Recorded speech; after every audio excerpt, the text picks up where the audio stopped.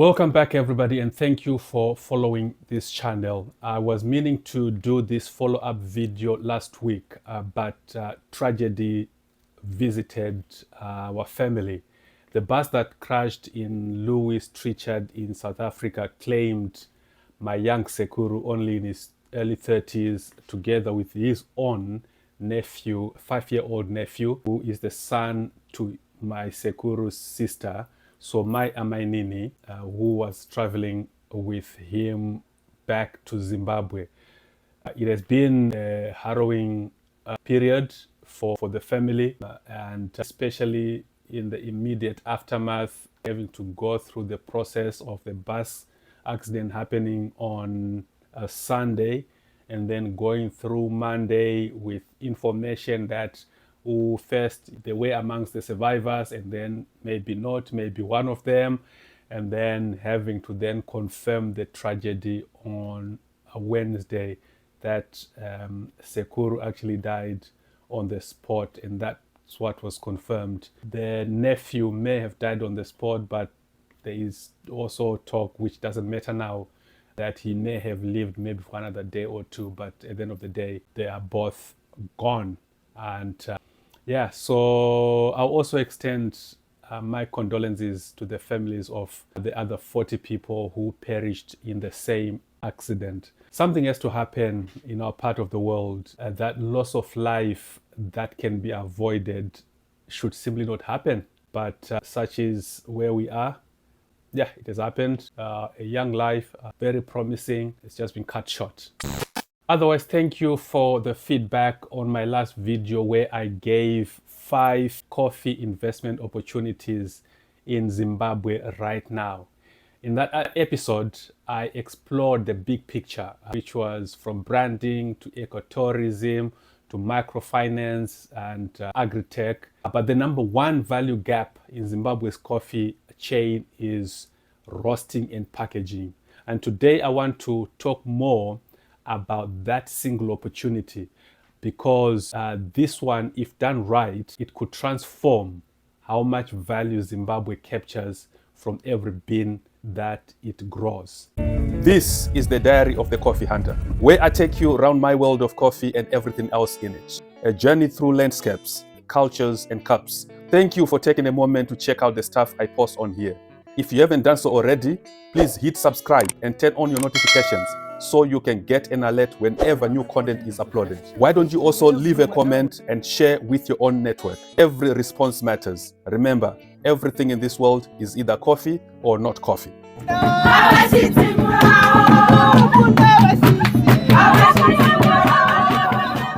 So the current situation is that Zimbabwe exports almost all of its coffee as green beans. So more than 90% of the country's coffee leaves the country unprocessed, green, raw, without being roasted or being made ready to consume. Yet the single act of roasting, that simple conversion, which happens within 15 to 16 minutes, multiplies the value of the coffee by up to 400%.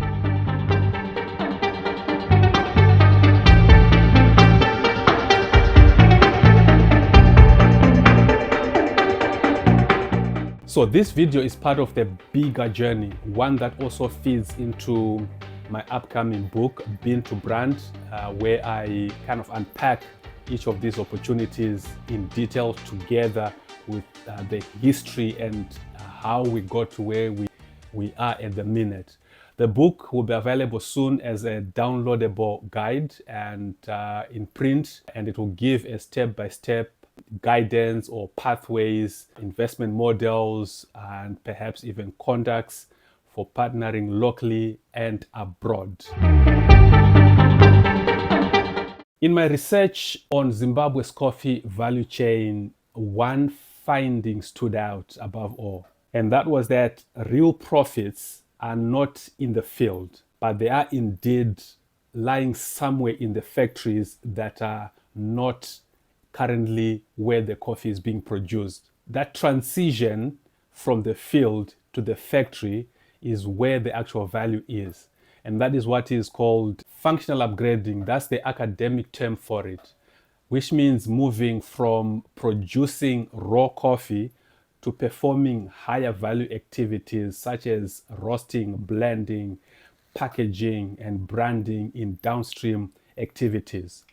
According to the data from the International Coffee Organization, ICO, coffee producing countries like Zimbabwe only receive 13% of the global coffee income, while the consuming countries keep 78%, with a little difference going in between, somewhere between the coffee being taken from its place of origin to the markets in the global north.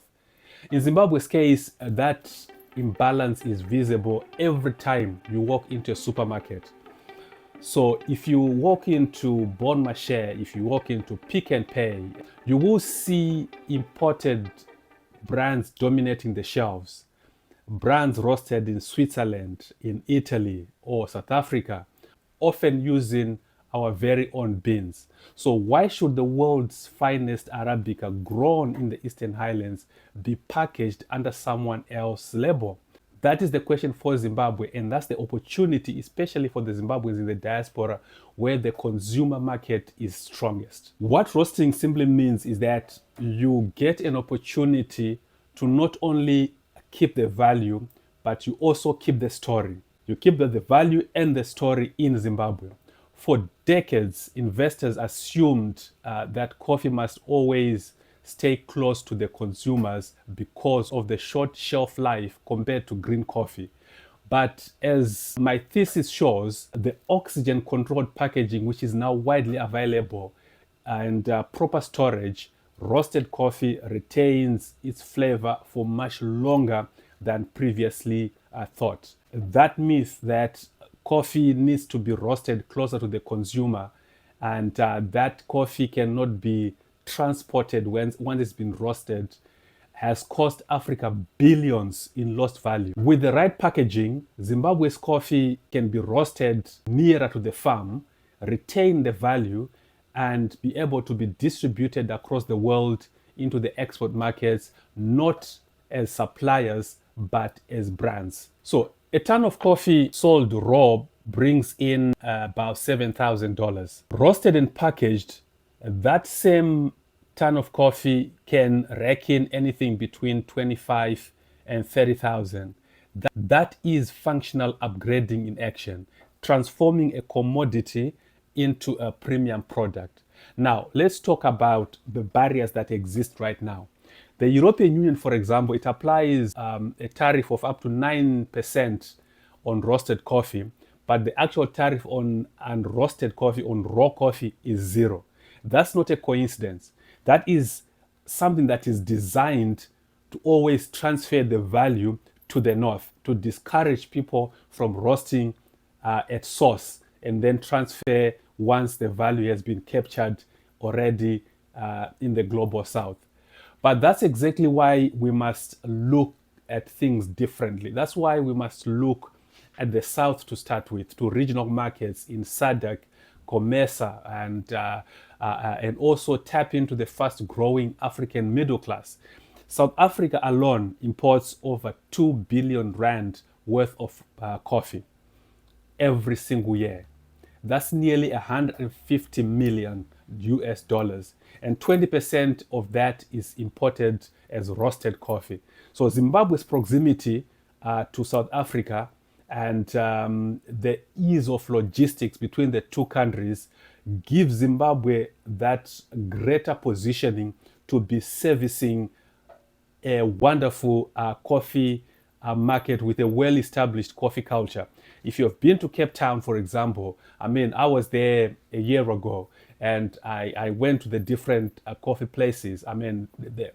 It's one of the most vibrant coffee scenes in the world. All those places like The Truth, they are truly phenomenal places of coffee, which can tap into coffee, which is just across the border to their north. So a small roastery can start with as little as 15,000, maybe 20,000 in capital. And that will cover a 3 or a 6, even a 10 kg roaster, a grinder, sealer, and all the branding setup. What then needs to happen is simply a pairing of that business with the smallholder farmers through Zimbabwe Coffee Mill, and you've got a vertically integrated local brand. Profit margins for roasted coffee average between 40 and 60% with a payback period of 2 to 3 years. And if you combine that with your tourism outlets, lodges, gift shops, airports, that actually gives you even another outlet, another way of actually getting your coffee sold and to reach a specific market. And this is where the diaspora comes in. If you are in the UK, in the US, or in South Africa, you can finance roasting equipment in Zimbabwe, help with brand design, packaging materials, and then online distribution, while your local partners, they handle all the production. Think of it as impact investment with profits, where every cup sold empowers farmers and creates jobs back home.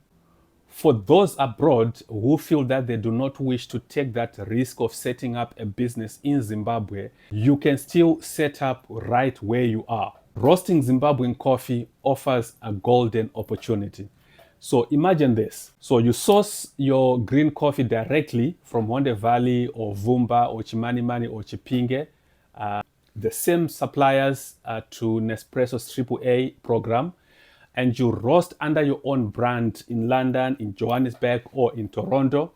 Then together, combining your proximity to the market and your history and cultural connection to Zimbabwe, you can build a brand that stands shoulder to shoulder with the likes of the Ethiopian Niga Shefe or the Kenyan AA. Diaspora investors already understand the target market. People love premium coffee, ethically sourced coffee, traceable coffee, and they appreciate a story such as Zimbabwe's story, a story of resilience and a story of revival. And I believe that Zimbabwe's coffee tells a story the world is yet to hear. A story of land reform to rebirth, a story of renewal, of resilience, craftsmanship, and sustainability. That pretty much is your brand narrative. Customers are already paying a premium for anything that is a story that shows that there is a greater impact to the coffee that they are consuming from their cup. So customers want to pay for meaning. A 250 gram bag of specialty coffee sells for around $15 in the diaspora. And farmers at home, currently they earn about $2 of that. You can ethically close that gap by partnering directly with them, and then you pay them the fair prices and you share the profits, albeit transparently. So your supply chain can be very straightforward. So you source green coffee from a licensed exporter like the Zimbabwe Coffee Mill, and you can roast locally in your diaspora market. You sell through e-commerce, you sell to local cafes, and you sell via subscription boxes. And that's it. No middleman, no lost identity. This model gives you control over the pricing and the positioning, something few producers can ever achieve. Brand positioning is everything. You use your origin as your competitive edge. You highlight your farmers, the sustainability story, the connection, the cultural connection to home. And always remember that your product isn't just coffee. It's essentially cultural diplomacy in a cup. Every bag sold in London or in Sydney becomes an ambassador for Zimbabwe. And as diaspora roasters grow, there can be a global Zimbabwe Coffee Alliance sharing branding resources, quality control, logistics, and sourcing directly from the same market and using economies of scale to get the coffee from Zimbabwe to wherever the businesses are located. This network can actually negotiate with shipping companies. We can have standardized quality and fund smallholder training back home, and then which makes the roasting not just a business, but actually a whole movement. Packaging is half the battle. Modern consumers buy with their eyes and with their conscience.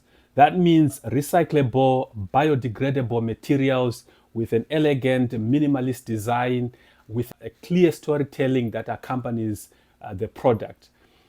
Packaging suppliers, printing services, logistics companies all benefit when production is moved from abroad and it is done locally, and it is sent out as finished products. When you buy imported coffee, whether in Harare or in Bulawayo today, you are not just paying for the beans. You are paying for packaging, you are paying for freight, you are paying for foreign branding. And it is time that we flip that equation. So this deep dive into roasting and packaging is just the beginning. It's one chapter of a much larger story. And the one that I have documented in my upcoming book, Bean to Brand. The book expands on every opportunity which I covered in the last video, from roasting, branding, tourism, agri-tech, and finance. And it uses data from my doctoral research, case studies, and investment models that can be adopted and adapted immediately. You will be able to download the digital version of the book and also order a printed copy once it is released. I know I am putting pressure on myself to deliver here. So whether you are in Mutare or Manchester, Harare or London, Bulawayo or Brisbane, Mutoko or Tokyo, the message is the same. Don't just grow coffee, on the roast, because whoever controls the roast controls the value. If you would like to partner or invest or learn more, join our mailing list via the website www.changamiri.coffee and pre-register for the upcoming book, and also pick up a bag while you are still there. Otherwise, subscribe to this channel, share the video, leave a comment. Let's grow the Zimbabwe coffee revolution together.